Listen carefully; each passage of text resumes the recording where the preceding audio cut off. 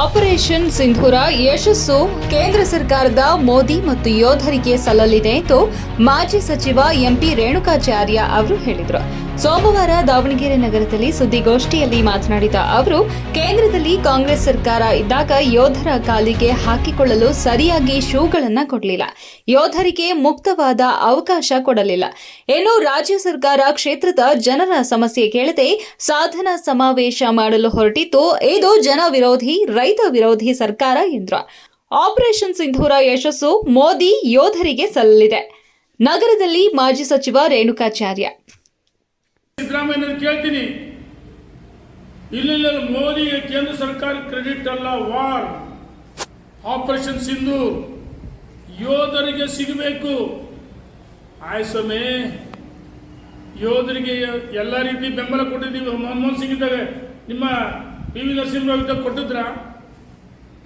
ನಮ್ಮ ಯೋಧರು ಹೇಳ್ತಾರೆ, ನೆಟ್ಟಿಗೆ ನಮ್ಮ ಅಜ್ಞಾನಕ್ಕೆ ಶೂ ಇಲ್ಲ, ನಮಗೆ ಮುಕ್ತವಾಗಿ ಅವಕಾಶ ಕೊಡಲಿಲ್ಲ, ಭಯೋತ್ಪಾದನೆ ನಿಗ್ರಹ ಮಾಡಕ್ಕೆ ಅಂತ ಹೇಳ್ತಾರೆ. ಕಾಶ್ಮೀರದಲ್ಲಿ ಹಿಂದೂ ಪಂಡಿತರು ಕಗ್ಗೊಲೆ ಆಗಲಿಲ್ವಾ?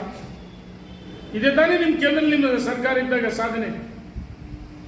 ಮೋದಿಯವರು ಕಾಲಕ್ಕೆ ಡೈರೆಕ್ಷನ್ ಕೊಟ್ಟು ಹಣ ಬಿಡುಗಡೆ ಮಾಡಿ ಮುಕ್ತವಾಗಿ ಫ್ರೀ ಹ್ಯಾಂಡ್ ಕೊಟ್ಟರು. ಇದು ಆ ಕ್ರೆಡಿಟ್ ಆಪರೇಷನ್ ಸಿಂಧೂರ ಕೇಂದ್ರ ಸರ್ಕಾರ ಮೋದಿಯವರು ಮತ್ತು ಯೋಧರು ಸೇರುತ್ತೆ.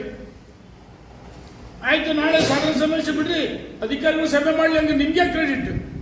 ಅಂದ್ರೆ ಕೇಂದ್ರದಲ್ಲಿ ಒಂದು ರೀತಿ, ನಿಮ್ದು ಇಲ್ಲಿ ಒಂದು ರೀತಿನ ನೀವ್ಯಾಕೆ ವೇದಿಕೆ ಮೇಲೆ ಕೂರ್ತೀರಿ? ನಿಮ್ಗೆ ಕ್ರೆಡಿಟ್ ಅಂದ್ರೆ ಕೂರಿಸ್ರಿ, ಅಧಿಕಾರಿಗಳು ಬಿಡ್ರಿ. ರಾಜ್ಯದ ಮುಖ್ಯ ಕಾರ್ಯದರ್ಶಿಗಳಿದ್ದಾರೆ,